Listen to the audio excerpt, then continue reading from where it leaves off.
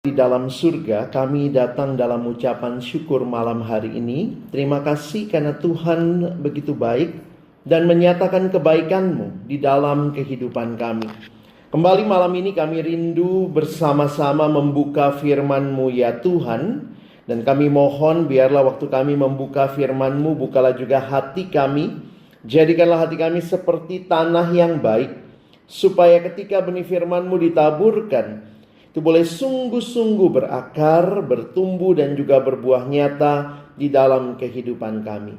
Berkatilah baik hamba-Mu yang menyampaikan, semua kami yang mendengar. Tuhan tolong agar pada akhirnya kami bukan hanya jadi pendengar-pendengar firman yang setia, tapi mampukan dengan kuasa dan pertolongan dari Roh-Mu yang kudus, kami dimampukan menjadi pelaku-pelaku firman-Mu di dalam hidup kami, di dalam keseharian kami. Bersabdalah ya Tuhan, kami umat-Mu sedia mendengarnya. Di dalam satu nama yang kudus, nama yang berkuasa, nama Tuhan kami Yesus Kristus, Sang Firman yang hidup, kami menyerahkan pemberitaan firman-Mu. Amin. Shalom. Selamat malam Bapak Ibu Saudara yang ada di gereja maupun juga yang mengikuti secara online. Bersyukur kesempatan seperti ini Tuhan berikan buat kita belajar kebenaran firman Tuhan. Bapak Ibu Saudara yang dikasihi Tuhan, apa yang kira-kira Bapak Ibu pikirkan kalau mendengarkan khotbah? Ya, apa yang muncul di benak kita kalau mendengarkan khotbah? Biasanya bagian yang paling menarik dari khotbah itu bagian mananya? Aplikasinya ya. Apalagi mungkin yang lain? Apa bagian yang paling menarik? Kalau pembicaranya udah bilang, baiklah ini poin terakhir. Ya. Wah udah tenang tuh. Udah mau selesai ya. Apalagi kalau dia bawainnya panjang begitu ya. Baik Bapak Ibu Saudara, sebagai penutup, wah kita udah mulai siap-siap pulang begitu ya. Nah, kita akan melihat satu bagian firman yang sebenarnya ini adalah bagian terakhir ya. Jadi kita akan lihat sama-sama di dalam Injil Matius pasal yang ke-7 24 sampai 27. Saudara, ini adalah bagian terakhir dari khotbah Yesus di bukit ya. Dan apa yang menarik kalau kita bicara khotbah Yesus di bukit, satu penafsir ada yang mengatakan begini ya, coba kita lihat. Sermon on the Mount atau khotbah di bukit itu adalah bicara tentang siapakah orang Kristen atau murid Kristus. Seperti apakah murid Kristus? Jadi kalau kita mau tahu sebenarnya seperti apa hidup seorang murid, coba kita lihat khotbah di bukit. Di dalam khotbah di bukit, Yesus menggambarkan hidup seorang murid yang sejati ya. Baik, nanti kita akan lihat sama-sama. Mari kita baca bergantian dulu Bapak Ibu Saudara. Saya membaca ayat 24. Bapak Ibu Saudara membaca ayat yang ke-25. Kita bergantian sampai 26. Ayat yang saya tulis masih terjemahan lama ya. Jadi mungkin nanti ada sedikit beda dengan Bapak Ibu yang pakai terjemahan baru edisi kedua ya. Saya baca ayat 24.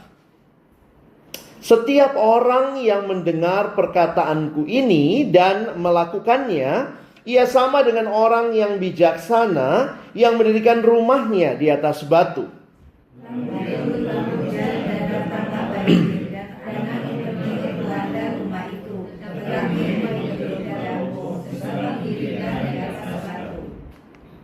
Tetapi setiap orang yang mendengar perkataanku ini dan tidak melakukannya, ia sama dengan orang yang bodoh yang mendirikan rumahnya di atas pasir.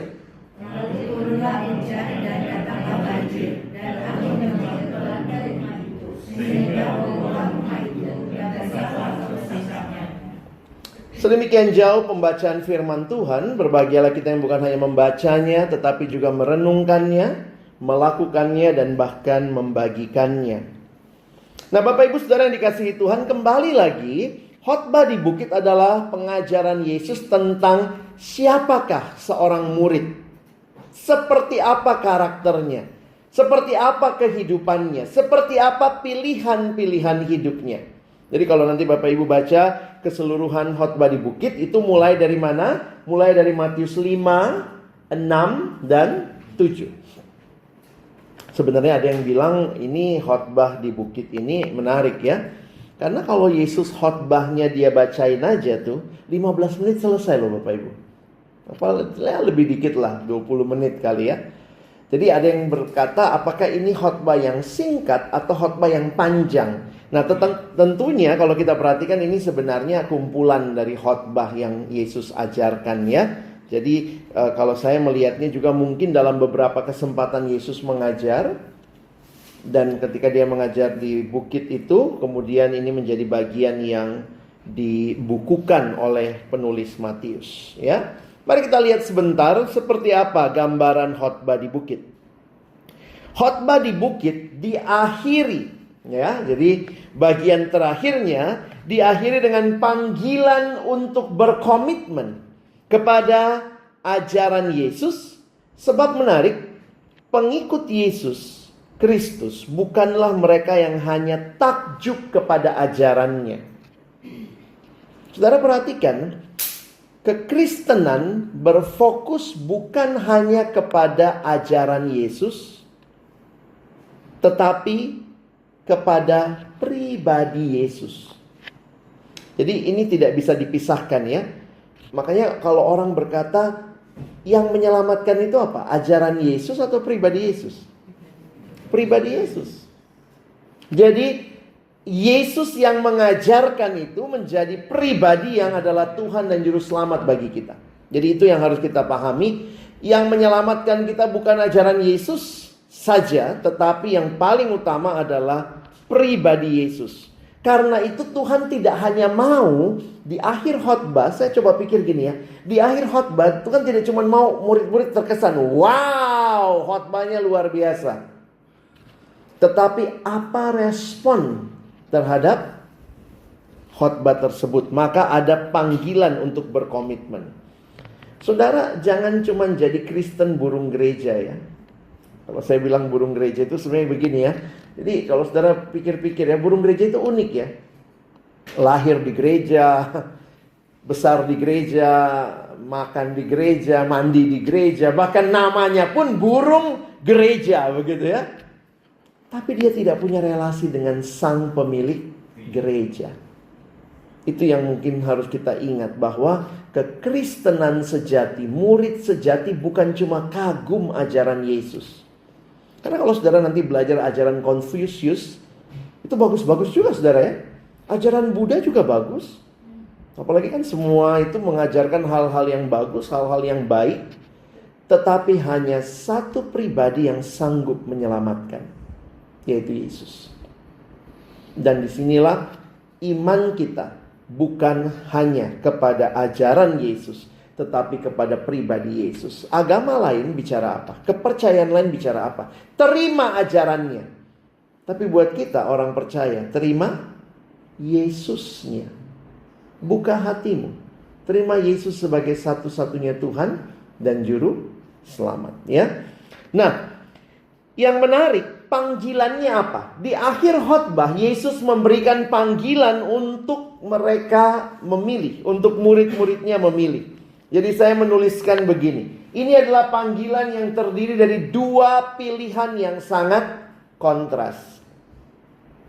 Yesus mengajarnya menarik saudara ya. Karena Yesus mengajarnya simple, sederhana. Ada orang bilang kalau Paulus itu kayaknya anak kota ya. Karena kalau baca surat Paulus, misalnya Paulus ngomong gini, aku bukan sembarang petinju. Nonton tinju dia waktu itu berarti ya. Jadi Paulus itu kayaknya anak kota. Jadi ilustrasi-ilustrasi dalam surat Paulus itu misalnya dia lihat prajurit, dia lihat atlet. Makanya di surat 2 Timotius dia bilang atlet, dia bicara soal prajurit. Tetapi Yesus ini anak desa ya. Yesus sederhana ilustrasinya, bunga bakung, burung pipit begitu ya. Garam dan terang. Dan sekarang Yesus bicara tentang dua pembangun. Jadi ini ilustrasi yang menarik untuk mengakhiri sebuah khotbah. Kami kalau belajar di sekolah teologi ya, semua bagian khotbah penting ya. Bagian pertama penting, isinya penting, tapi juga penutupnya penting. Nah, biasanya kalau hamba Tuhannya persiapan dengan baik itu, maka itu porsinya harus jelas ya. Misalnya kalau dia khotbah 10 menit, 2 menit pembukaan, ya, 6 menit isi, penutupnya 2 menit. Nah ya, nah Tuhan Yesus itu bagian penutupnya menarik sekali. Setelah mengajar cukup panjang, di bagian akhir Yesus menceritakan 2 macam pembangun. Jadi Bapak Ibu perhatikan, Yesus menutup pengajarannya dengan sebuah perumpamaan singkat. Perumpamannya singkat tentang 2 macam pembangun. Yang satu disebut orang bijaksana, yang satunya adalah orang bodoh.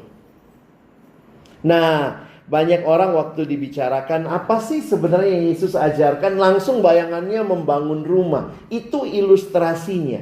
Tapi kalau saudara perhatikan, Yesus sedang mengkontraskan 2 macam orang. Oke?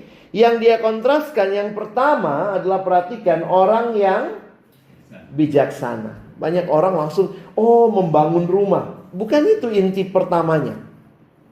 Setelah kita dengar ajaran Yesus, setelah kita banyak dengar khotbah, sekarang pertanyaannya, kita itu orang apa? Orang bijaksana atau orang bodoh? Satu waktu saya banyak melayani mahasiswa, siswa remaja gitu ya. Satu waktu saya ketemu satu anak, lalu kemudian dia cerita. Dia ceritalah bagaimana dia dari kecil sebenarnya ikut remaja, ikut KR, atau pemuda ikut KP gitu ya. Tapi kemudian dia sudah banyak tahu firman, saudara ya. Jadi dia udah banyak tahu firman, tahu ini dan itu. Lalu jadi kalau ngomong sama dia kayaknya ya dia udah tahu lah gitu ya. Udah banyak paham begitu. Nah satu waktu dia ketemu saya, lalu dia ceritalah, iya kok gue begini kok, tapi aduh gimana ya kok, gue udah tahu sih harusnya begini, tapi aduh gue malas banget kok. Terus kemudian saya keluarin satu kalimat yang bikin dia kaget gitu ya. Dan saya bilang, hey, jangan jadi orang bodoh. Nih kaget, kok kasar amat sih ngomongnya. Bukan gue yang ngomong, Yesus no. Yesus yang ngomong. Yesus gak pakai istilah-istilah yang agak keren gitu ya. Ada 2, orang yang bijaksana atau orang yang bijaksini. Yang bijaksini ini yang bahaya nih ya. Dan mari kita lihat apa kira-kira persamaannya. Kalau saudara perhatikan dari ayat 24, orang bijaksana adalah orang yang mendengar perkataanku ini dan melakukannya. Jadi Bapak Ibu Saudara sekalian, waktu itu banyak orang yang dengar khotbah Yesus. Tetapi pada akhirnya pertanyaannya, kamu orang macam apa? Jadi dengar, melakukan, itu namanya bijaksana. Apa yang satunya? Orang bodoh. Coba lihat orang bodoh. Dia dengar nggak? Dengar ya. Masalahnya tidak melakukan. Nah ini jadi pertanyaan buat kita. Kita tipe mana? Kita yang bodoh. Belum ada dari kita memang yang sempurna ya. Tapi biarlah kita tidak memilih menjadi orang bodoh. Makanya waktu saya renungkan ini, saya juga buat pribadi gitu ya. Aduh Tuhan, khotbahin begini nih gak gampang ya. Gue juga masih bergumul tuh. Jadi orang bijaksana. Tahu firman dan melakukan firman. Bukan cuma tahu. Kalau kita cuma tahu banyak firman, jangan-jangan otak kita penuh, kita seperti orang Farisi, tahu banyak firman, tapi kita tidak menjadi pelaku firman. Dan saya pikir disinilah perjuangan hidup murid sejati itu. Murid yang seperti apa? Murid yang kemudian mendengar firman dan melakukan firman.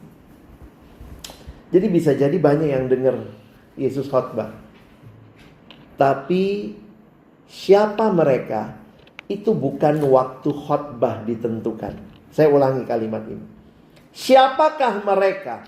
Orang bijaksana atau orang bodoh tidak ditentukan pada waktu dengar khotbah, tapi waktu pulang. Yang satu lakukan, yang satu tidak lakukan. Nah, memang kita begitu ya. Kadang-kadang kalau dengar khotbah boro-boro ya ngelakuin ya. Syukur-syukur kalau nggak ngantuk nggak tidur. Ini kan udah dikhotbahin katanya hari Minggu kemarin ya. Jadi ada juga gitu ya sambil, memang beberapa orang berusaha ya, ada yang berusaha nyatet supaya nggak bobo ya. Jadi ada yang udah nguap-nguap begitu. Tapi pertanyaannya memang buat kita, gimana kita meresponi firman itu? Karena itu menjadi hal yang menarik. Lihat ilustrasinya. Yang satu digambarkan orang yang mendirikan rumah di atas batu. Di mana-mana pondasi itu penting. Dan pondasi itu seperti tema malam ini, pondasi itu harusnya adalah kehidupan yang mendengar dan melakukan firman. Lalu ada ujiannya, turun hujan, datang banjir, angin. Nah ini udah semua nih, angin, hujan, banjir begitu ya. Lalu rumah itu tidak rubuh. Sementara satu lagi, datang lagi badai. Tapi karena didirikan di atas pasir, lihat kerusakannya bukan cuma rusak, hebatlah kerusakannya. Itu yang Yesus berikan gambaran.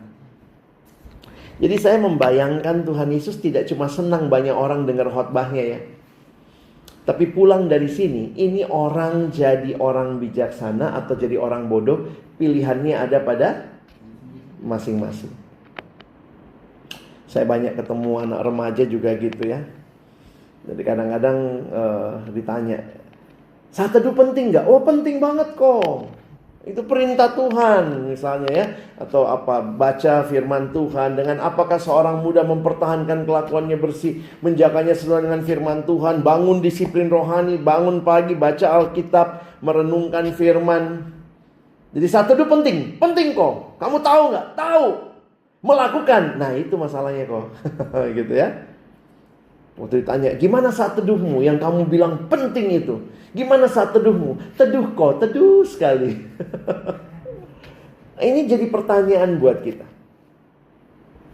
Makanya sebenarnya challenge buat kita, baik saya yang menyampaikan firman, maupun saudara yang setiap minggu dengar firman, tengah minggu ikut PA, ikut lagi acara lain. Banyak firman, setiap pagi mungkin kita baca renungkan firman Tuhan. Apakah kemudian itu menjadi kehidupan kita? Kita tahu harus mengampuni, tapi jangan-jangan di rumah lagi perang dingin nih. Tahu sih, benar ya, belum ada dari kita yang sempurna. Tapi kiranya arah kita adalah arah menjadi orang bijaksana, bukan jadi orang bodoh. Ada orang begitu dengar firman suka gitu ya. Ih coba dia datang, pas banget firman ini buat dia. Selalu buat orang lain gitu ya. Buat kita sendiri gimana? Jangan selalu mikir gitu, ih coba lu datang tadi itu pas banget tuh firman buat lu. Bapak Ibu, saya tadi naik gokar ke sini ya. Saya kaget juga ya. Yang tadi nyupirin gokar itu, begitu dia lihat saya naik, dia langsung bilang, Pak Alex ya? Iya bener sih ada di aplikasi kan.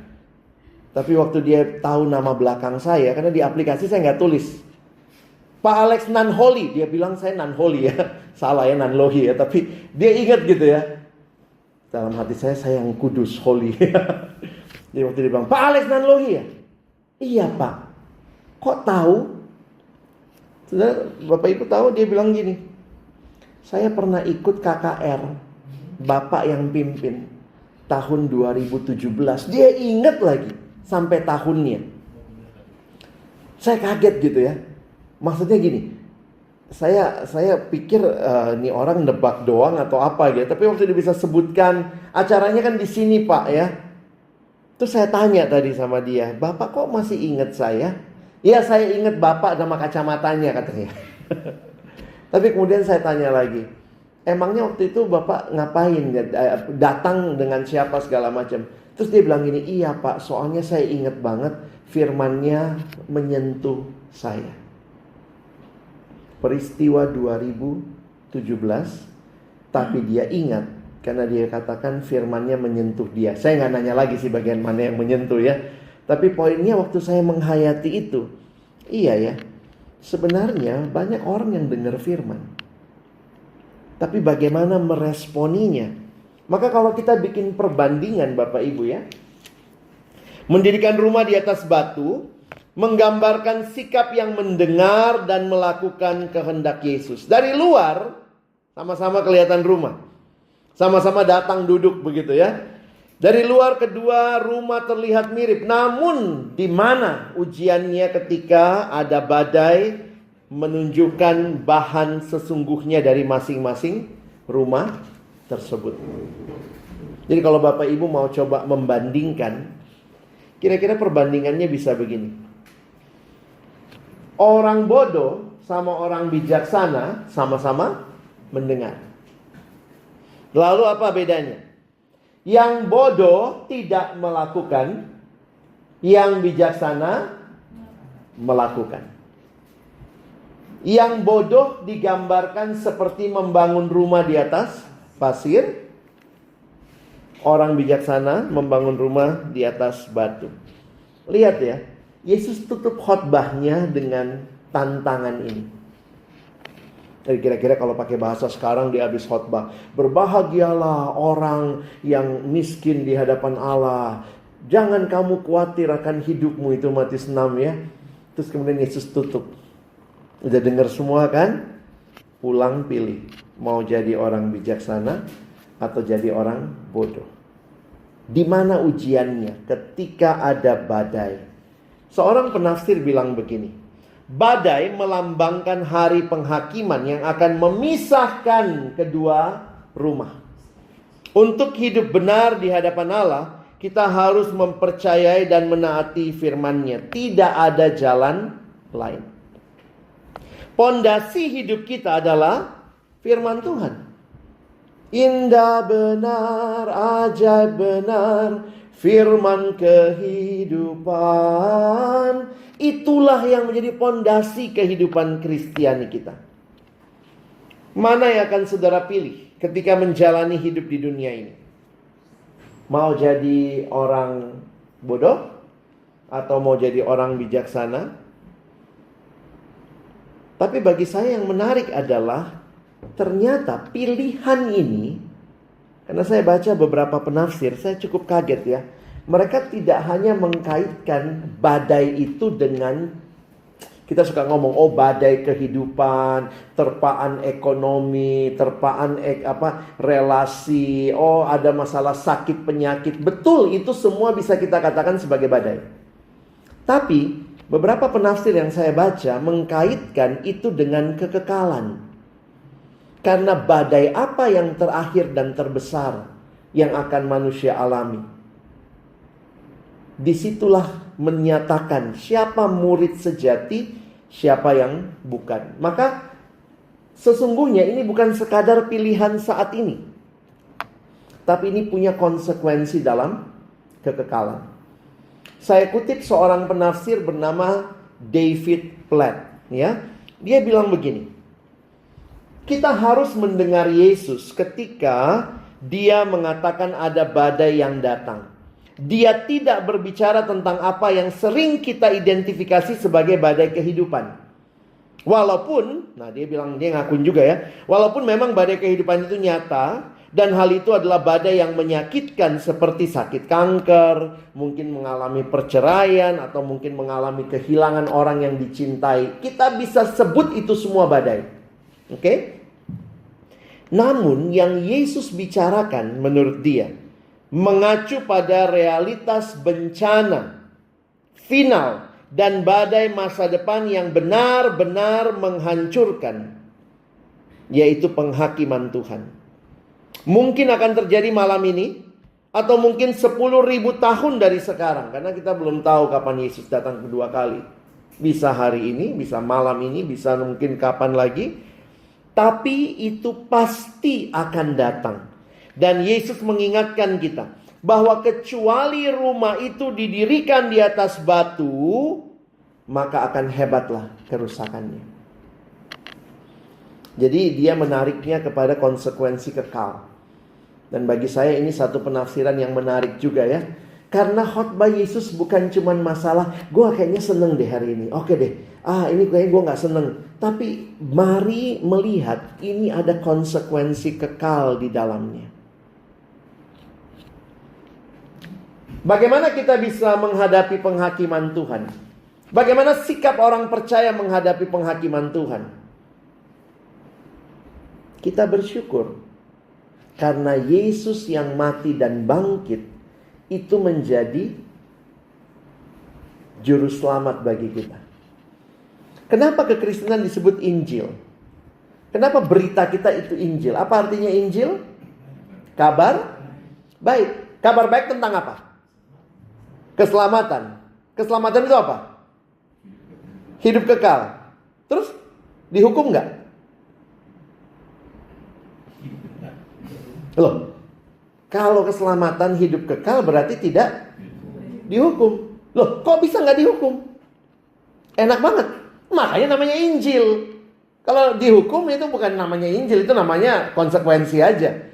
Kenapa disebut Injil? Karena beritanya bahwa ada satu pribadi yang menggantikan saya yang harusnya dihukum. Jadi jangan berpikir bahwa Tuhan tidak menghukum. Tuhan tetap menghukum. Tapi siapa yang dia hukum? Anaknya, Yesus Kristus, menggantikan kita. Makanya di kayu salib itu terjadi pertukaran besar. The Great Exchange. Harusnya saya yang disalib, harusnya saya yang binasa. Tapi Injil mengatakan saya selamat, saya yang harusnya binasa, sekarang saya hidup kekal. Lalu siapa yang menggantikan hukuman? Yesus Kristus. Inilah Injil, berita sukacita. Makanya kenapa kita harus beritakan Injil? Kita ceritakan pada orang-orang bahwa ada satu pribadi yang selamatkan kamu. Kamu tidak perlu berusaha dengan amal perbuatan supaya masuk surga. Ada satu pribadi yang sanggup menyelamatkan engkau, yaitu Yesus Kristus. Makanya Kristen punya berita Injil. Kita gak takut menghadapi penghakiman. Kenapa? Kita gak dihukum. Loh, ada ayatnya? Ada, saudara. Itulah Injil. Apa itu Injil? Kabar baiknya adalah kita bisa lolos dari penghakiman Allah jika kita ada di dalam Kristus yang sudah menerima penghukuman Allah bagi kita. Dosen saya dulu kasih ilustrasi begini ya. Ini karena PA saya bahas lebih dalam ya. Ini sedikit teologi, saudara ya. Anggaplah ini manusia berdosa ya. Ini Allah. Kalau Allah lihat kita manusia berdosa, apa yang Allah lakukan? Upah dosa adalah maut. Allah yang kudus gak bisa lihat dosa harus dihukum.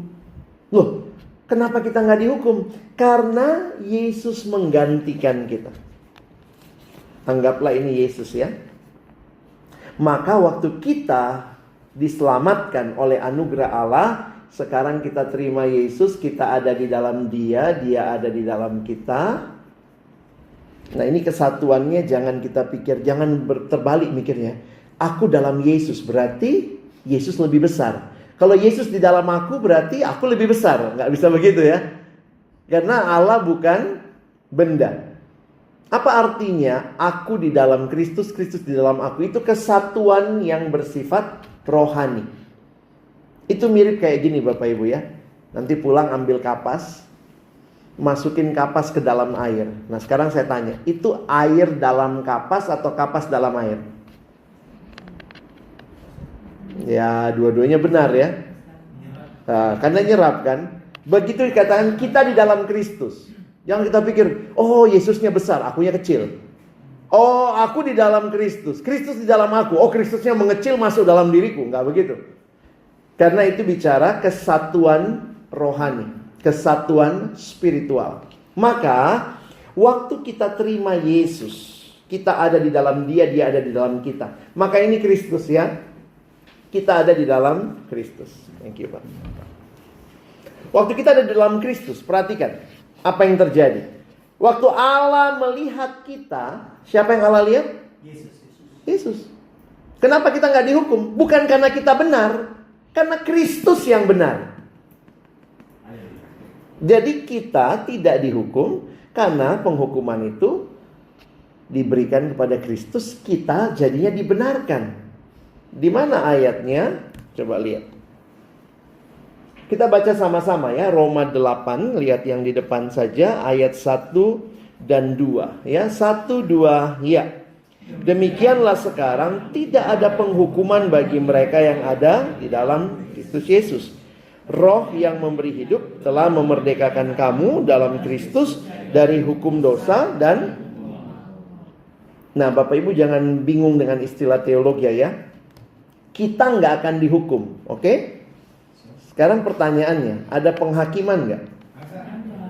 Terus dalam penghakiman itu kita dihukum nggak? Tidak, sudah diampuni. Karena sudah diampuni. Berarti kita menghadapi penghakiman takut? Jadi di penghakiman itu kita nanti ngapain? Di penghakiman yang kita akan hadapi, di situ kita akan dinyatakan benar. Jadi bayangkan ya, kalau ini pengadilan ya. Kalau kita memang sudah dibenarkan, kita menghadapi pengadilan nggak takut. Di situ cuma diketok palu, lu bener, udah masuk situ. Jadi siapa yang takut dengan penghakiman? Mereka yang akan dihukum, mereka yang tidak percaya. Jadi ada yang bilang, loh enak banget orang Kristen nggak dihukum. Terus apakah dihakimi? Tetap dihakimi. Tapi penghakiman itu justru akan menyatakan kamu benar, kamu anakku.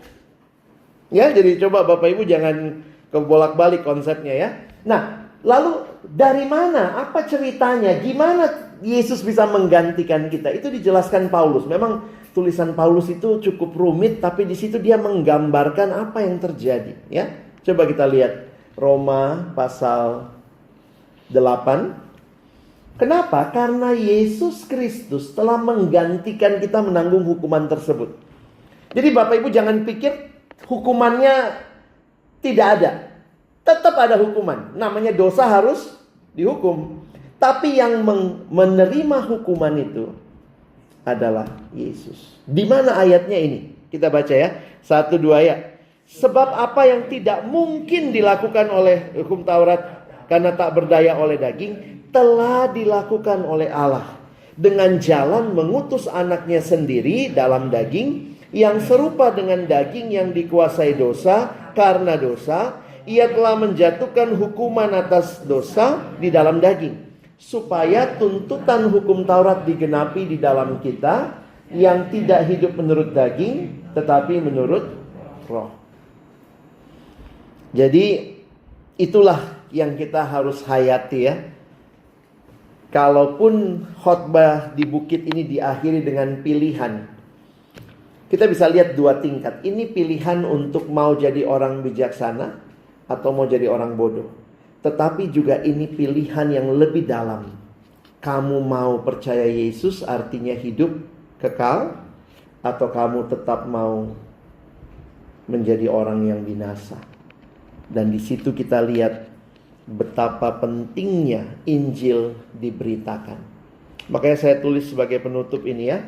Serahkan dirimu sepenuhnya kepadanya. Jangan bergantung pada diri sendiri. Percayalah sepenuhnya kepada Sang Juru Selamat. Itulah Injil. Kenapa? Yesus sendiri bilang kan, bahwa akulah jalan dan kebenaran dan hidup. Tidak ada seorang pun yang datang kepada Bapa kalau tidak melalui aku. Ingat baik-baik Bapak Ibu Saudara, Yesus itu bukan hanya pemanis hidup kita sekarang, tapi pilihan. Yesus adalah anak Allah yang tunggal, menentukan nasib kekal kita. Percaya padanya, hidup kekal. Tidak percaya, binasa. Nah, ini menjadi satu hal yang menarik. Di akhir khotbah Yesus, dia memberikan pilihan sedalam ini kepada orang-orang yang mendengar khotbahnya. Bagaimana dengan kita saat ini? Saya pikir sih kita jadi orang-orang yang harusnya terus meyakini ya. Jadilah orang-orang bijaksana. Saya pikir respon apa yang tepat bagi kita? Harusnya sih ini saudara ya. Terus bertumbuh. Maka mari terus bertumbuh dalam hidup kita, supaya kita makin kenal Tuhan, makin memilih apa yang Tuhan mau, makin jadi orang yang melakukan firman, bukan cuma banyak dengar firman. Dan untuk bisa bertumbuh, jangan lupa ya, Tuhan itu tidak nyuruh sesuatu lalu gak kasih modal. Tuhan kasih modal saudara ya. Ada 3 hal yang Tuhan kasih supaya saudara dan saya bertumbuh. Yang pertama, Tuhan kasih apa? Roh Kudus. Roh Kudus diberikan di dalam hati setiap kita yang percaya.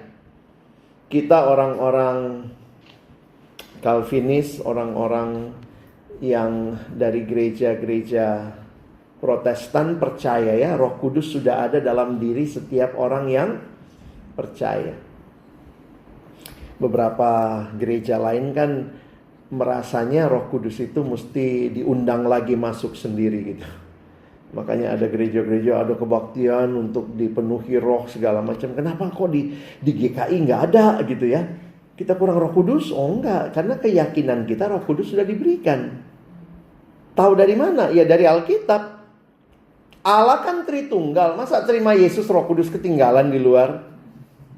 Jadi ya sorry ya kalau saya, karena yakin bahwa keselamatan dalam Kristus, terima Yesus sama dengan terima Roh Kudus.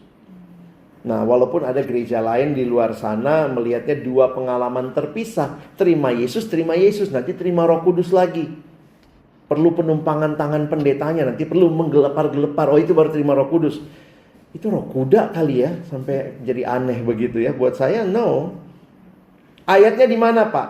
Coba lihat 1 Korintus 12. Ada ayatnya di Alkitab. Jadi jangan aneh-aneh juga ya, ikut-ikut yang gak jelas gitu ya. Dalam arti saya begini ya, kita perlu menguji semua ajaran ya. Korintus 12. 1 Korintus 12, coba Bapak Ibu lihat ayat 3. 1 Korintus 12, kita baca ayat yang ketiga ya. 1, 2, ya. Karena itu aku mau meyakinkan kamu bahwa tidak ada seorang pun yang berkata-kata oleh Roh Allah dapat berkata, terkutuklah Yesus. Dan tidak ada seorang pun yang dapat mengaku Yesus adalah Tuhan selain oleh. Jadi kalau kita bisa mengaku Yesus Tuhan, itu siapa yang bekerja? Roh Kudus. Makanya Roh Kudus sudah ada dalam diri kita. Jadi kalau orang tanya, ikut di sini ada kebaktian terima Roh Kudus, gue udah terima. Ya. Masalahnya memang yang jadi masalah kalau Paulus bilang jangan mendukakan Roh Kudus. Itu yang kita diingatkan. Jadi kalaupun Roh Kudus sudah ada, apakah kita berserah kepada Roh Kudus? Kita dipimpin oleh Roh Kudus dan kita tidak mendukakan Dia. Jadi ketika Roh Kudus mengingatkan, jangan lakukan itu, jangan, bodo amat. Itu mendukakan ya. Ini urusan gua nih. No. Yang kedua, Tuhan kasih apa supaya saudara dan saya bertumbuh? Tuhan kasih firman Tuhan. Senang juga ya, ada Mars PA tadi ya. Saya baru dengar tuh saudara nyanyiin. Wah, jadi memang PA lah wadahnya. Firman itu pelita bagi kaki kita, terang bagi jalan kita. Saudara, saya pikir Tuhan sudah tahu ya. Kamu bakal jalan di dunia yang gelap. Bagaimana supaya tidak terantuk, tidak tersandung? Firman-Kulah pelita bagi kakimu, terang bagi jalanmu. Maka baca, renungkan firman Tuhan. Beberapa gereja seperti gereja saudara, gereja saya juga ya, gereja-gereja ini. Yang masuk pertama di ibadah apa? Apa yang masuk paling awal? Alkitab loh. Kurang menjunjung tinggi apa firman Tuhan di gereja kita ya? Kita nggak cium-cium sih Pak. Tapi ya itu, saya kadang-kadang mikir yang masuk duluan bukan orang, Alkitabnya dulu gitu, dipegang sih sama orang ya. Iya. Tapi ini jadi pertanyaan juga, berapa banyak jemaat cinta firman ya? Dibuka nggak? Itu yang kadang-kadang saya pikir ya, bersyukur ya saudara di gereja ini ada PA seperti ini. Harusnya lebih banyak yang datang ya. Nah, ya, jadi Bapak Ibu ajakin. Ya, jangan bilang firman Tuhan masuk terus ditutup sepanjang minggu. Ya. Jadi bagaimana bertumbuh? Dari sekolah minggu loh kita udah belajar. Bagaimana bertumbuh adik-adik? Baca kitab suci, doa tiap hari kalau mau tumbuh. Coba kita ukur hidup kita. Jangan-jangan kita nggak tumbuh. Mungkin lagu kita udah beda ya. Tidak baca kitab suci, tidak doa tiap hari, tidak bertumbuh. Mau pakai gaya lagi, tidak bertumbuh. Bangga banget nggak bertumbuh. Emang bener ya. Makanya saya bilang mungkin kalau kita udah lumayan malas baca firman Tuhan, masuk sekolah minggu ya, ada lagunya nanti, baca kitab suci, doa tiap hari. Kadang-kadang kita ikut ibadah umum ya, Alkitab jadi utama, luar biasa, di depan pendetanya dikasihnya Alkitab ya. Tapi apakah jemaat serius dengan kitab sucinya? Nggak banyak orang Kristen serius dengan kitab sucinya. Itu yang mungkin jadi kesedihan buat kita. Jadi boro-boro menjadi orang bijaksana karena baca aja enggak, apalagi melakukan. Gitu ya. Terus ada yang suka ngomong begini, Bapak Ibu pernah dengar nggak? Ya yang penting hidup gua baik deh. Hidup baikmu dari mana? Kalau nggak ada dasarnya, nggak ada pondasinya. Pondasinya apa? Firman Tuhan. Oh beda loh kalau kita hidup baik karena firman menolong kita, dengan kita hidup baik cuman karena ya gue pokoknya, karena kadang-kadang konsep kita masih gitu. Kalau gue baik sama orang, nanti orang baik sama gue.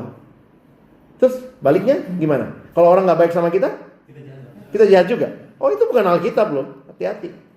Alkitab waktu orang tidak baik sama kita pun kita harus tetap berbuat baik.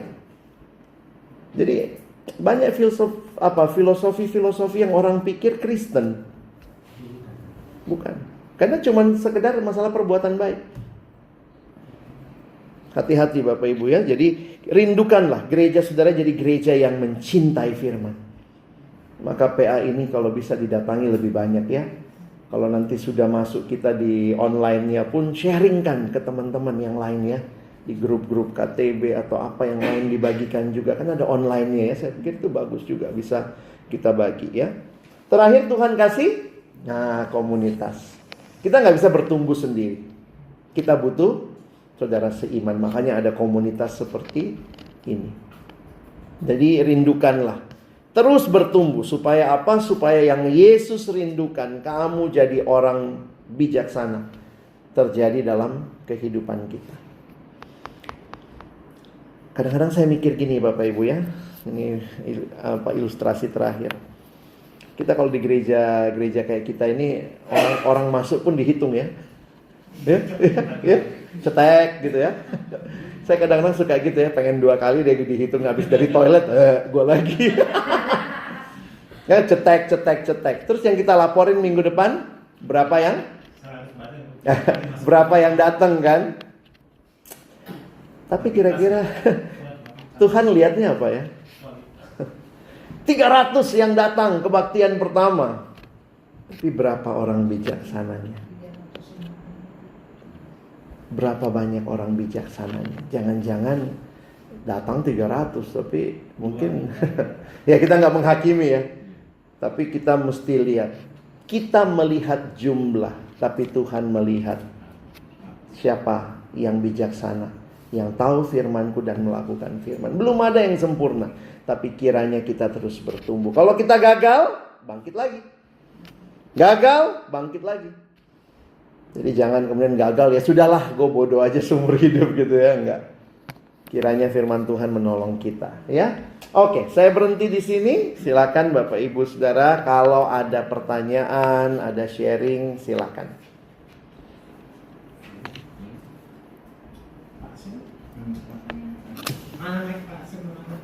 Oh ya, silakan. Itu ada mic-nya di belakang, Pak. Jangan dibawa aja, nanti Halo Pak. Shalom Pak.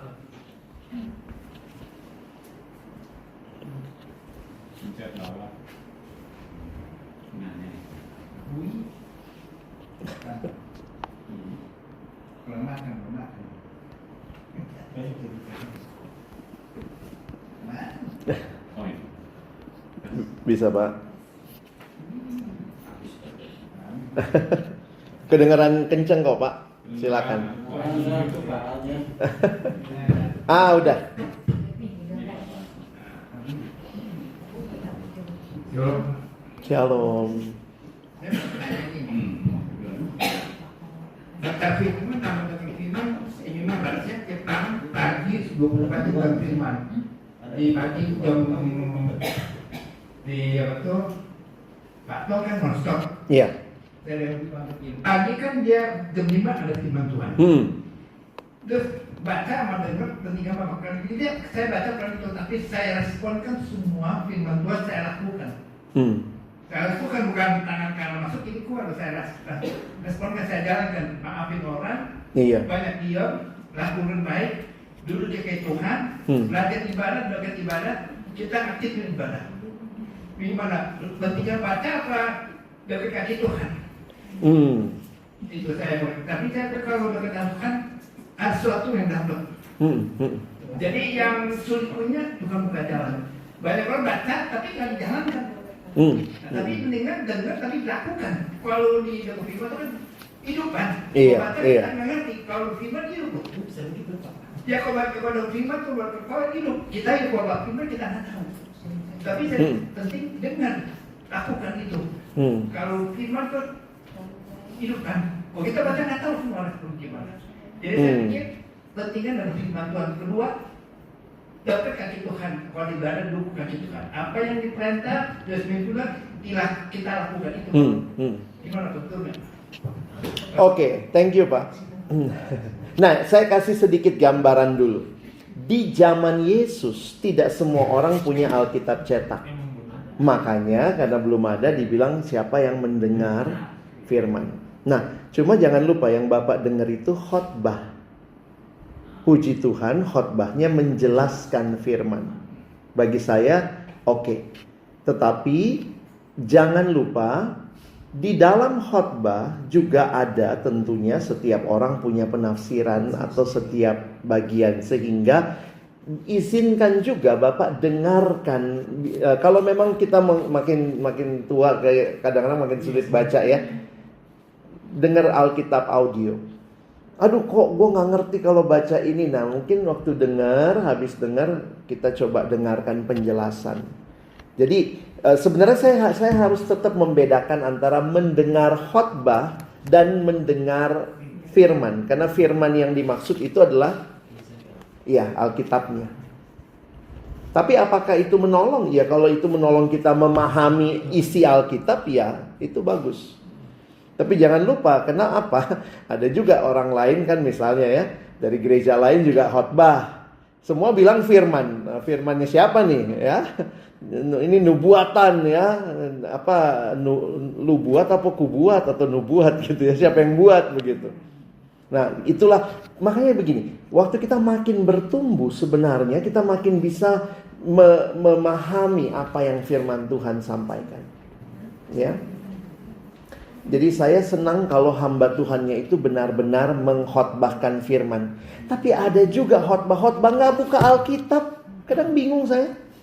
Walaupun yang dia omongin benar, tapi kadang-kadang kalau dia nggak buka Alkitab, saya takutnya ya. Buat gereja kita yang Alkitab duluan masuk begitu ya. Jadi Bapak Ibu tetap harus kritis juga sama hamba-hamba Tuhan untuk mereka mengajarkan kitab suci.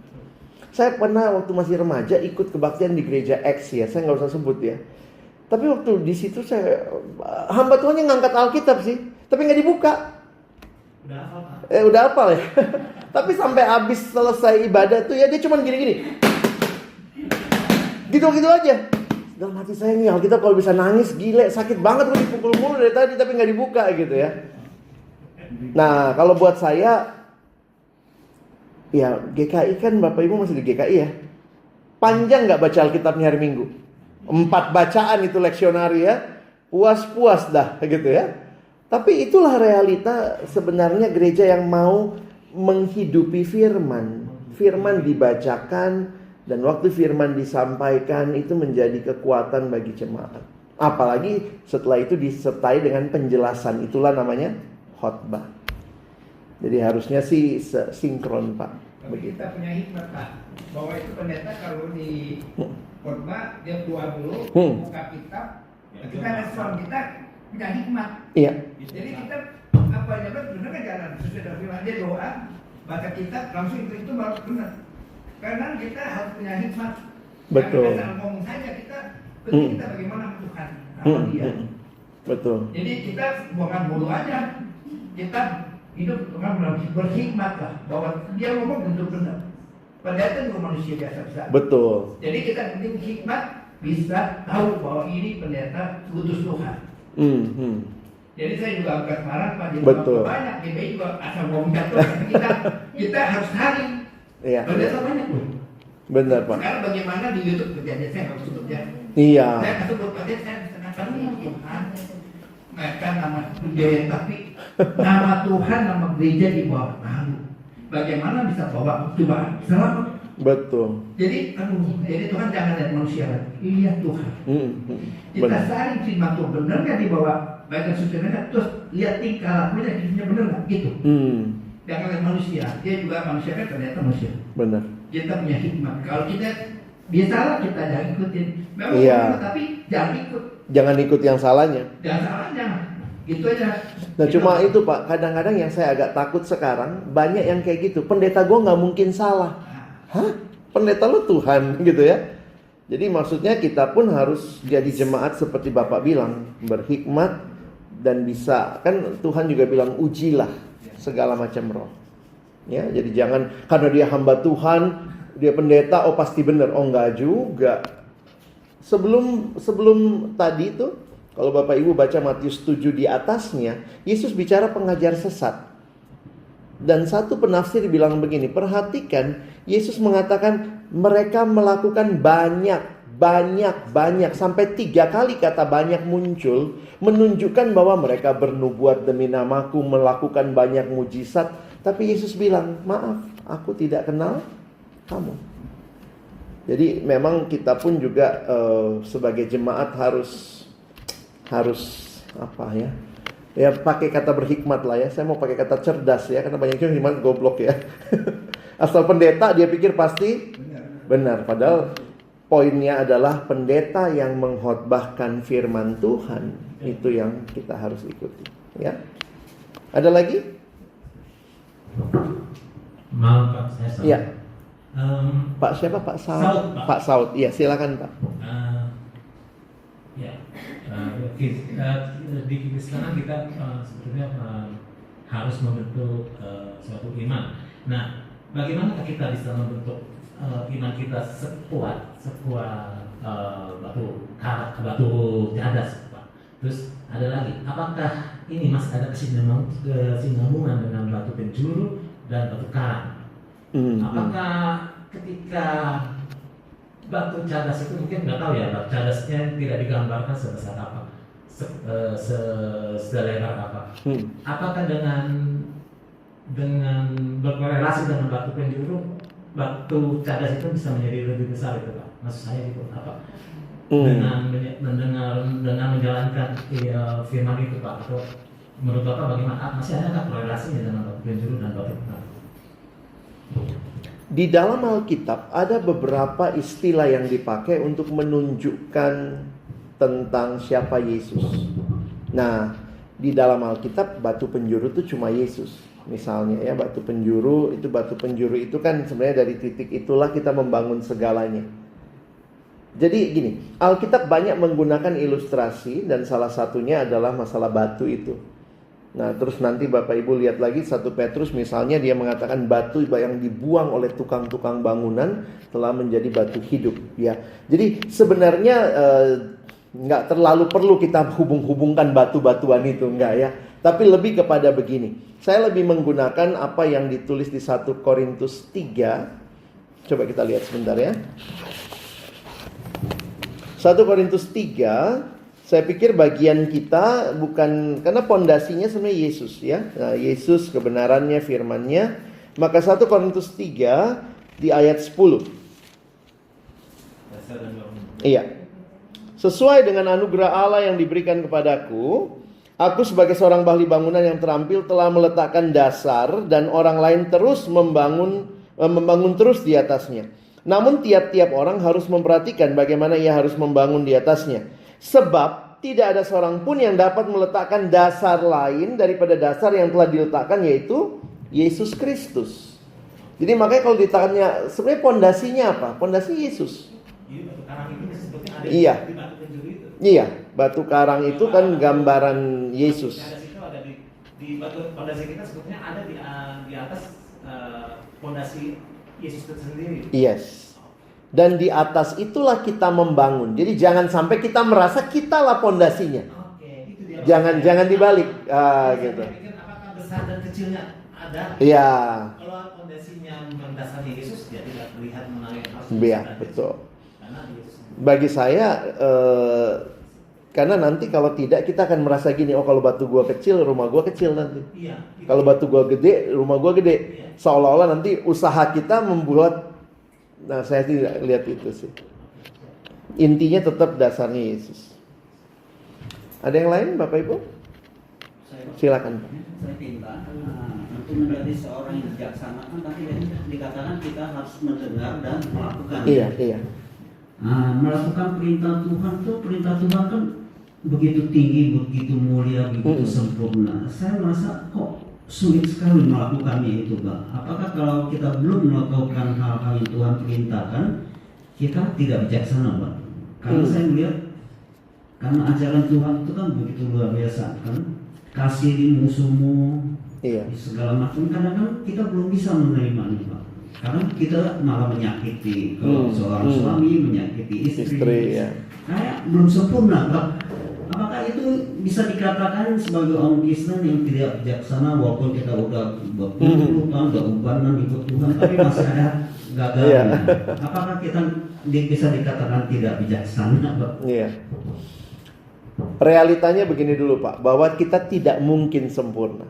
Maksudnya selama kita masih hidup dalam dunia ini, kita masih dalam pergumulan, perjuangan melawan dosa, kita belum sempurna. Dan memang Alkitab juga mengingatkan tidak mungkin sempurna sekarang, nanti waktu Yesus datang. Tapi arahnya, ini yang saya bilang tadi masalah arahnya. Ketidaksempurnaan kita itu tidak membuat kita, jadi saya juga enggak, kalau buat saya waktu melihat PA ini, jadi orang Kristen tuh orang yang mana? Sebenarnya orang Kristen itu orang yang bijaksana. Karena dasarnya udah Yesus kan. Nah, tapi memang realitanya kita belum sempurna bijaksananya. Karena kita masih jatuh bangun di dalam dosa yang kadang-kadang masih seperti orang bodoh. Nah, jadi arahnya yang penting bagi saya. Jadi arahnya Bapak Ibu sekarang mau berjuang. Jadi gini, jangan dibalik kalimatnya. Susah jadi kayak Yesus. Kalau sudah begitu arahnya, berarti memang kita tidak sedang mengarahkan hidup kita untuk menjadi seperti Kristus. Nah, lalu bagaimana arah yang benar? Coba Bapak Ibu pilih dua kalimat ini ya. Ini kalimat psikologis sebenarnya. Mana yang lebih bagus menurut Bapak Ibu? Ikut Tuhan itu sulit tapi bisa. Atau bisa tapi sulit.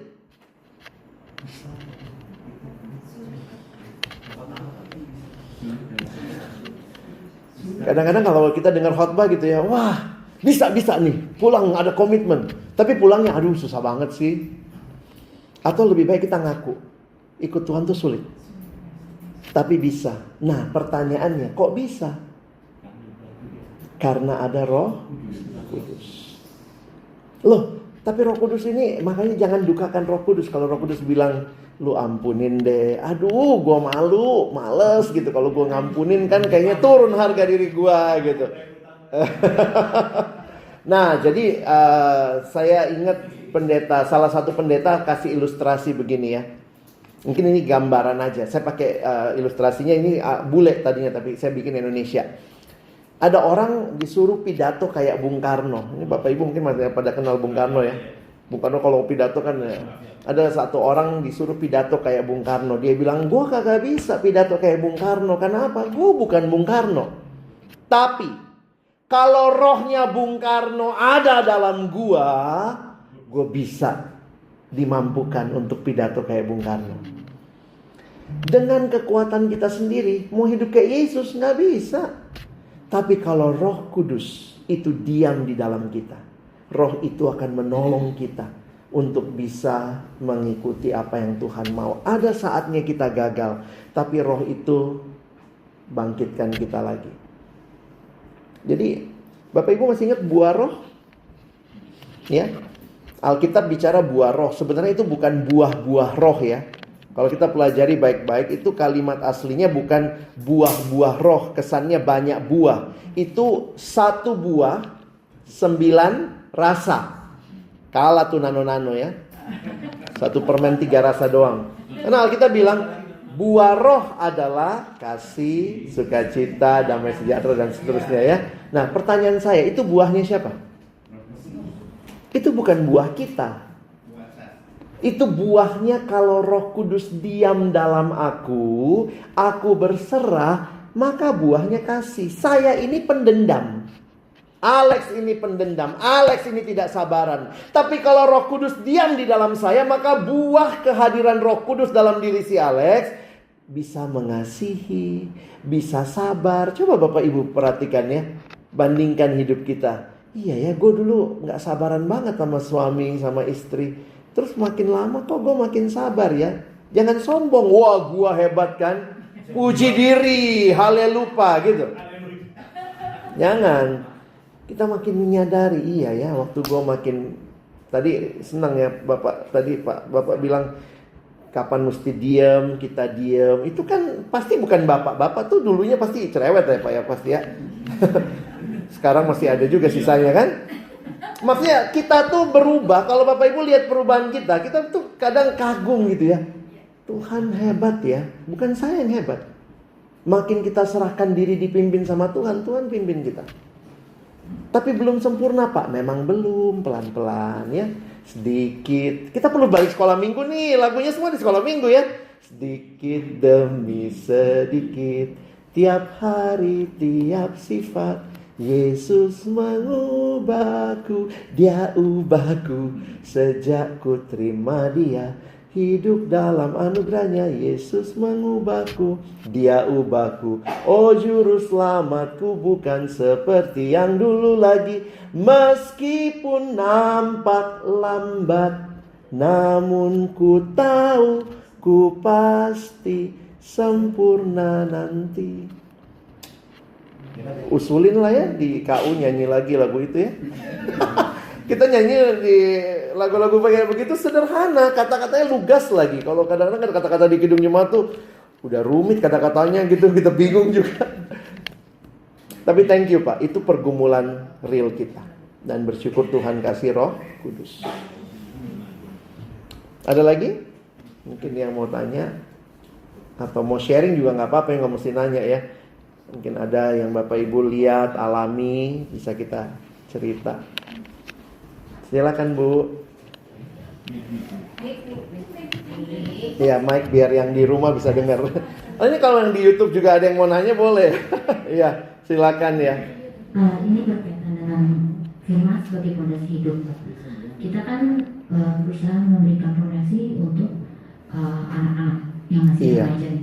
Kadang-kadang ponakan saya itu nggak ke gereja, selalu tidur. Tapi di satu sisi katanya jangan dipaksa, nanti dia malah makin menjauh. Gitu, Pak. Kadang saya ya udah, kalau kamu mau ke gereja minggu depan pergi gitu. Sebaiknya kita agak memaksa atau membiarkan. Ini dia masih SMP kelas 3 lah Pak. SMP 3 ya? Iya, jadi dia kadang-kadang boleh nggak ke gereja ini karena ada teman. Saya sih mengiyakan, tapi sempat satu kali ke yang kabarnya lagi itu Pak.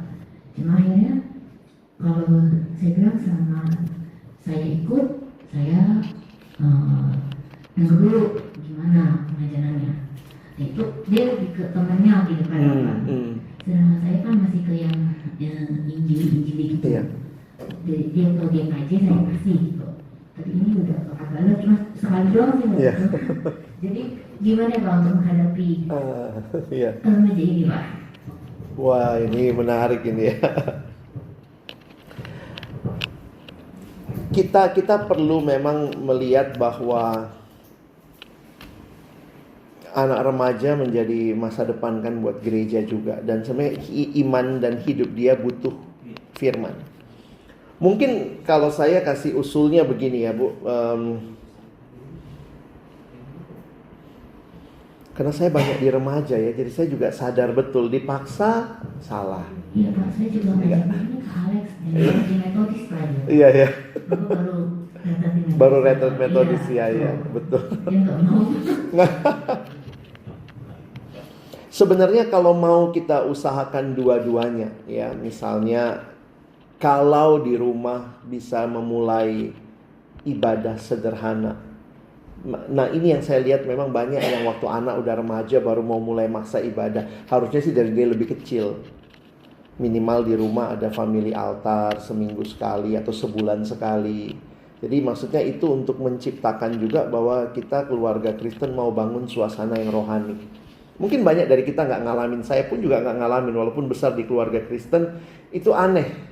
Tapi saya pikir buat keluarga-keluarga sekarang, saya pikir kalau masih ada anak yang masih kecil, sejak kecil kita ajakin. Nah kalau sudah gede gimana? Kalau sudah gede misalnya memang perlu pendekatan ya. Pendekatan dengan orang-orang yang mungkin bisa melihat dia sebagai adik.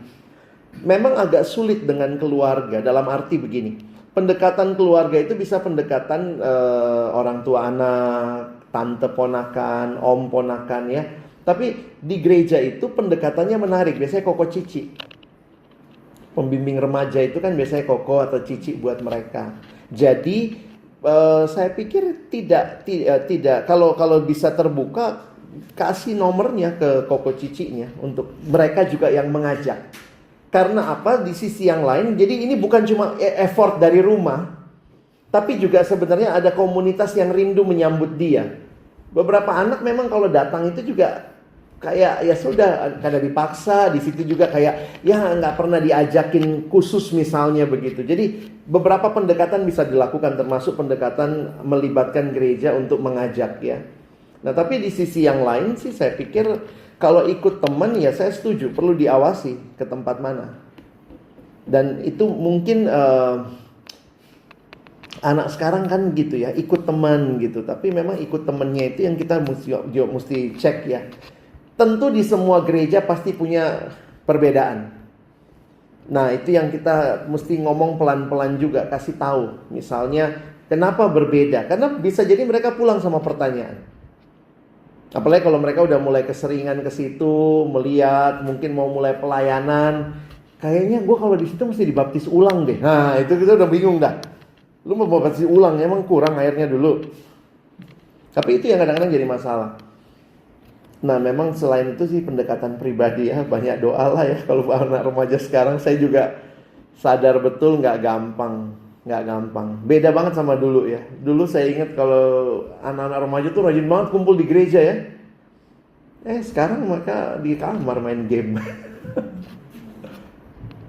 Tapi mungkin nasihat saya kalau bisa Bapak Ibu lebih awal itu akan menolong. Sehingga nanti waktu dia lebih ini lagi. Kalau dibilang dipaksa, saya pikir gini ya. Saya pakai prinsip kadang-kadang mungkin awalnya harus dipaksa. Tapi kalau terus-menerus dipaksa juga nggak sehat saya pikir. Beberapa kesempatan ikut camp remaja pemuda, retret remaja itu bisa jadi momen mengakrabkan. Beberapa anak malas ke gereja kenapa? Kenapa dia ikut temennya? Berarti nggak ada temennya di gereja kan? Nah itu yang kadang-kadang kita mesti juga. Kenapa saya bilang tadi libatin koko cicinya gitu ya.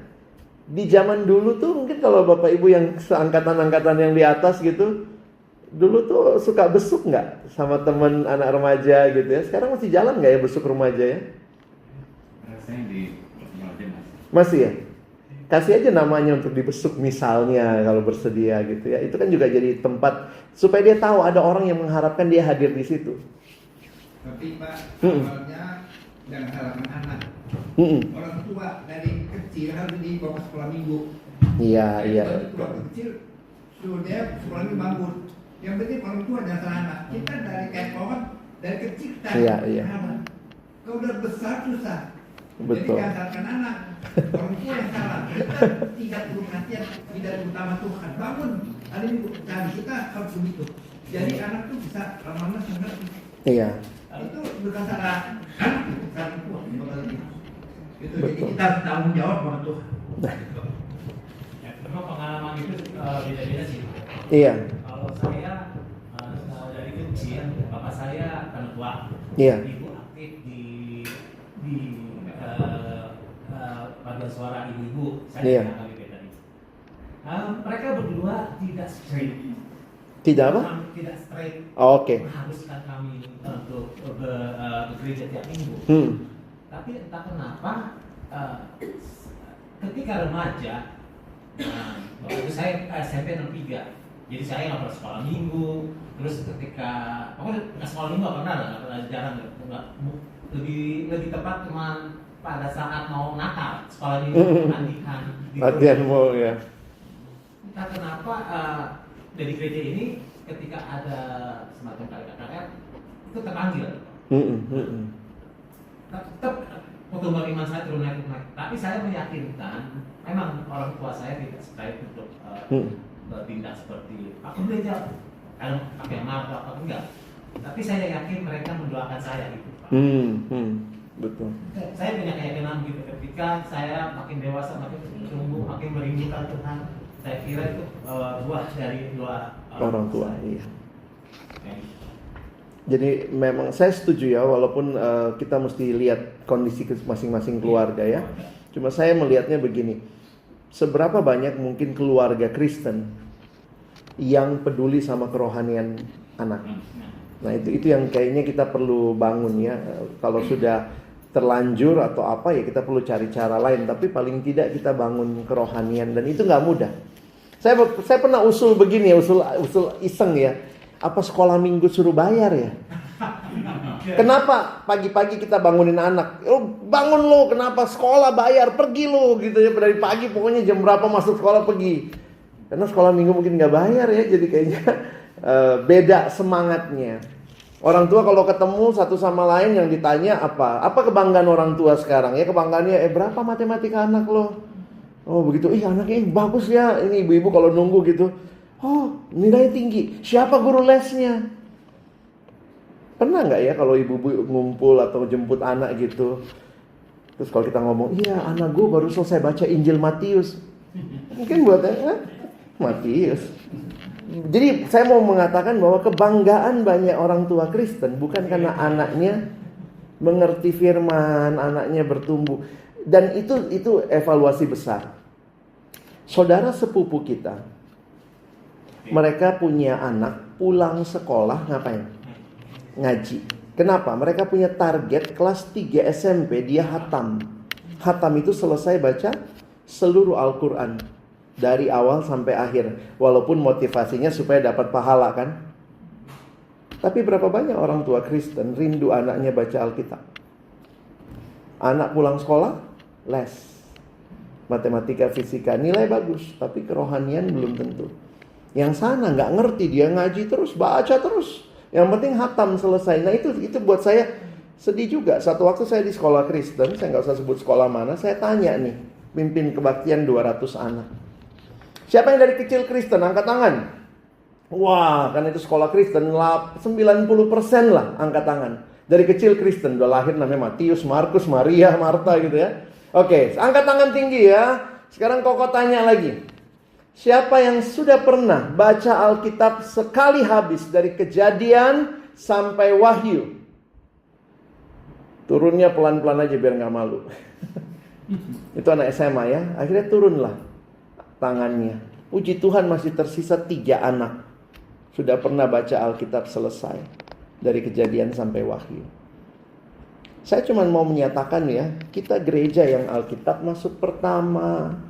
Apa-apa Alkitab, semuanya Alkitab. Tapi ternyata banyak kebanggaan banyak orang tua Kristen bukan anaknya ngerti Alkitab. Jadi itu memang jadi pergumulan. Sehingga saya jujur tidak menyalahkan juga keluarga-keluarga yang udah terlanjur tidak rohani dari awalnya. Saya juga gak rohani dari awalnya. Kumpul-kumpul kami apa? Makan, bukan baca Alkitab kan? Nah, kalau kita masih punya kesempatan, mulailah sebulan sekali. Atau kalau agak susah, setiap kali ulang tahun ada ibadah singkat lah. Yang kita ciptakan suasana itu. Karena kalau kita nggak ciptakan, apa warisan kita buat anak-anak? Bukan uang. Uang bikin berantem. Harusnya firman Tuhan ya. Nah, itu yang saya harap kita bangun ya. Nah, gereja menyediakan, tapi juga saya sadar kebaktian remaja pemuda kadang-kadang gitu. Dia datang Beberapa anak remaja pemuda itu datang tapi dia nggak belong di situ sih. Apalagi kalau dia nggak sekolah di sekitar sini ya. Sekolah di mana sampai sini bukan temannya semua. Jadi datang ke kebaktian ya semua main HP. Saya kalau lihat anak remaja sekarang datang ke kebaktian semua tunduk main HP gitu ya. Saya pikir ya kita mesti cari cara juga ya, cari cara. Nah makanya biasanya yang bikin akrab itu kalau kayak remaja. Ya, yang awalnya asing tapi pulang tuh minggu depan gue mau datang ada teman kamar gue, misalnya gitu ya. Nah itu yang kadang-kadang saya pikir kita coba kalau ada kesempatan seperti itu paksa dikit supaya ikut. Kita anterin, nah mudah-mudahan pulang dari situ dia merasa punya teman. Jadi dia bisa ikut temennya. Dan ini masa-masa mereka berteman sih. Jadi saya nggak salahin kalau dia mau pergi ke gereja teman. Tapi pertanyaannya di gereja ini ada temennya nggak? Berarti kan itu yang mesti kita ciptakan. Satu lagi mungkin sebelum kita selesai. Bapak Ibu di YouTube ada? Kalau ada pertanyaan.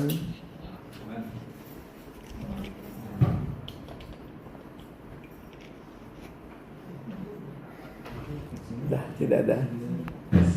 Ya Pak, silakan. Halo Pak. Iya agak kersek-kersek. Pak, kalau baca firman Tuhan itu apa semuanya harus tahu. Karena ada satu bagian yang kadang-kadang membaca kata, apalagi membaca Paulus ya itu kadang-kadang sedih juga, lanjut juga sangat yang luar biasa tanpa digaji berarti sendiri. Nah itu apakah semua kita harus tahu? Harus semua isinya?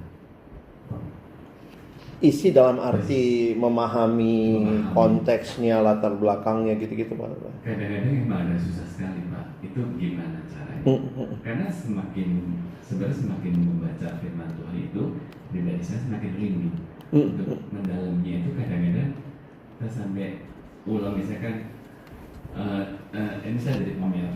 Sekarang di gereja kita kan ada satu hari baca 2 firman, 2 ayat. 2 ayat sehari, ya. 2 pasal. 2 pasal, iya. Kalau 2 ayat bisa Yesus datang baru selesai.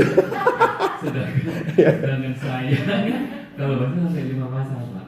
Oh iya. Terus ini saya baru hari kemarin itu baru belajar lagi karena saya sudah selesai terus saya mau ulang dari perjanjian baru. Dan di situ itu apakah itu kerinduan saya itu apa ya, jadi semakin dekat atau semakin apa? Karena seperti kalau tadi kan mesti ke gereja mana gitu. Kalau dari dahulu saya gerejanya berpindah-pindah, bukan pindah anggota, tapi karena saya pelayanan ada di GKJ, dimana jadi anak-anak saya ikut. Tapi saya bersyukur bahwa pertumbuhan iman anak saya semakin mengerti akan kasih. Jadi apakah penting kita main di gereja lain gitu selain di gereja sendiri? Karena selama ini saya entah di GKJ 4 tahun, di mana 4 tahun, 5 tahun gitu, belajar. Tapi saya tetap di GKJ itu Jadi yang utama kita harus mengerti semua isi firman Tuhan. Karena kalau semakin kita mau mengerti, semakin rindu apa yang di dalam. Gitu Pak. Jadi jawab. Terima kasih. Thank you Pak. Mungkin masalah yang ini yang Bapak garis bawahi terakhir, memang perjalanan kita belum tentu juga jadi perjalanan iman orang lain ya. Jadi ya saya tetap menyatakan kita sebenarnya dalam beberapa hal orang-orang yang pindah gereja itu kadang-kadang saya selain pelayanan ya, karena saya juga kan kayak pindah-pindah gereja gitu ya. Tapi di sisi lain sebenarnya begini, beberapa orang tuh justru bertahan di komunitas yang sama-sama belajar firman. Bagi saya itu sebenarnya yang menarik ya. Kenapa misalnya kita bisa stay agak lama? Karena mungkin kita ketemu komunitas yang sama-sama mau bertumbuh dan menggali firman. Dan bagi saya itu hal yang baik ya. Jadi poin saya bergereja itu bukan cuma datang hari Minggu pulang. Saya harap kita tidak cuma seperti itu ya. Tetapi di dalam gereja itu kan sebenarnya kita bisa berkontribusi, kita juga bisa menerima kontribusi orang lain yang menolong kita bertumbuh di dalam iman. Maka sebenarnya itulah konsep bergereja. Nah, lalu bagaimana dengan membaca Alkitab? Saya harus katakan makin kita membaca firman Tuhan, kita sebenarnya makin terdorong mengetahui lebih jauh lagi. Apalagi kalau kita ikut kelas-kelas seperti ini, PA-PA seperti ini kan, kita jadi pingin tahu apa sih latar belakang ayat ini, apa sih yang dia maksud dengan ini dan itu. Nah,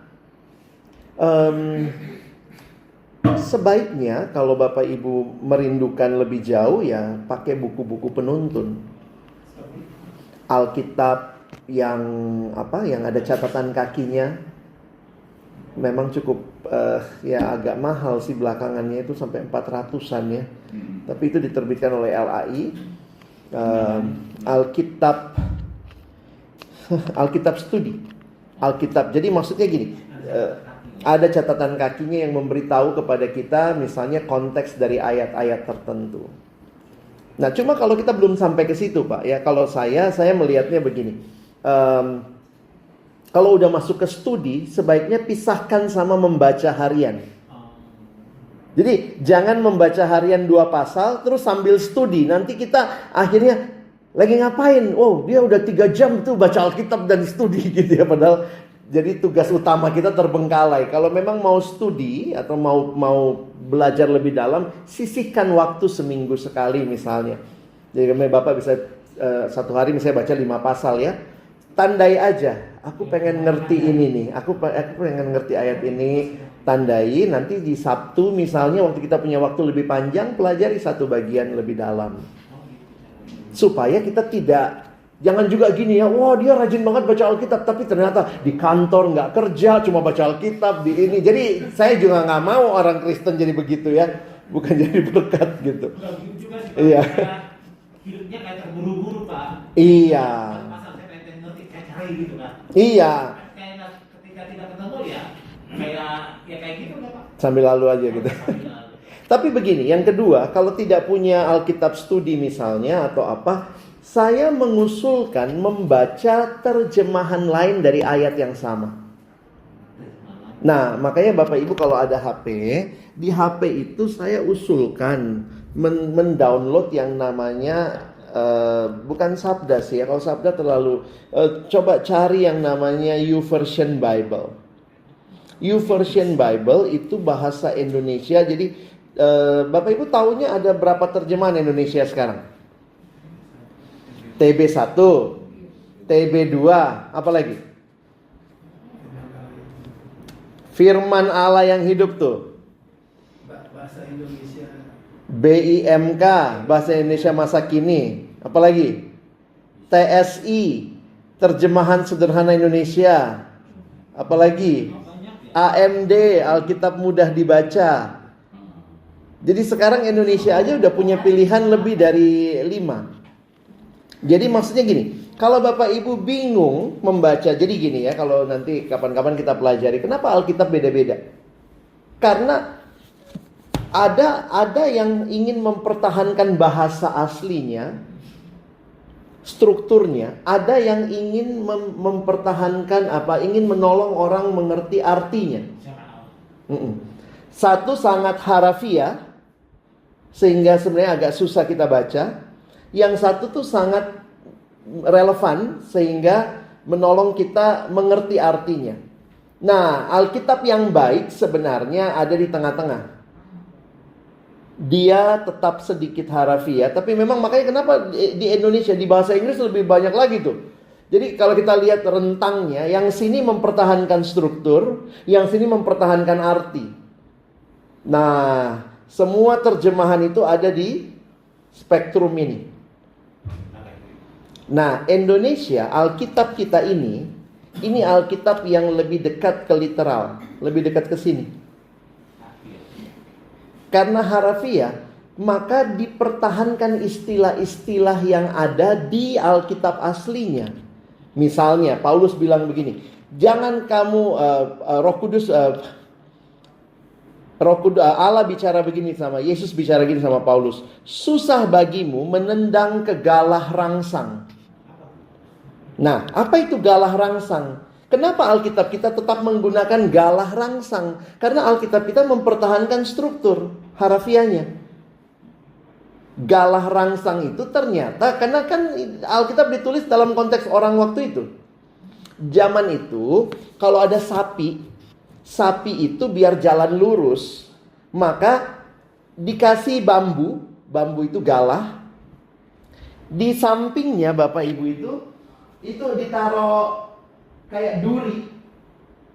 Jadi gini, begitu dia ke sini, aduh sakit, dia balik lagi lurus. Itu namanya galah rangsang. Bukan Kuk itu beda lagi. Kuk yang di atas. Nah, ada satu bagian nanti Bapak Ibu lihat di 2 Korintus waktu di Kisah Rasul, waktu itu Tuhan bilang ke Paulus, sulit bagimu Paulus menendang ke galah rangsang. Jadi menendang tek gitu. Kalau kamu tendang begitu kena kamu sakit kan? Nah, itu kita nggak diterjemahkan artinya, dipakai tetap galah rangsang. Nah kayak begitu kalau kita baca, apa sih galah rangsang? Sebelum ke studi, Bapak Ibu cari aja Alkitab yang sangat kesini, pasti dijelaskan artinya. Contohnya apa? Tadi firman Allah yang hidup itu paling kanan sini, dia mempertahankan artinya. Jadi saya sendiri kadang-kadang kalau tidak sempat buka tafsiran, apa sih arti ayat ini? Bandingkan aja. Nah sekarang ada lagi yang namanya TSI, Terjemahan Sederhana Indonesia. Kalau baca itu nggak ngerti, berarti kita yang kurang sederhana. Itu udah gampang banget dah. Jadi itu udah, atau AMD, Alkitab Mudah Dibaca. Itu ada di mana? Itu satu aplikasi semua di YouVersion Bible. YouVersion Bible. Nanti pilih bagian Indonesianya, lalu nanti Bapak Ibu bisa membandingkan. You kamu, karena dia aslinya Inggris Bu. You version, sambung semua di Google Play Store. Jadi Bapak Ibu kalau agak punya kesulitan dengan arti, daripada beli Alkitab studi mahal banget, ke situ aja.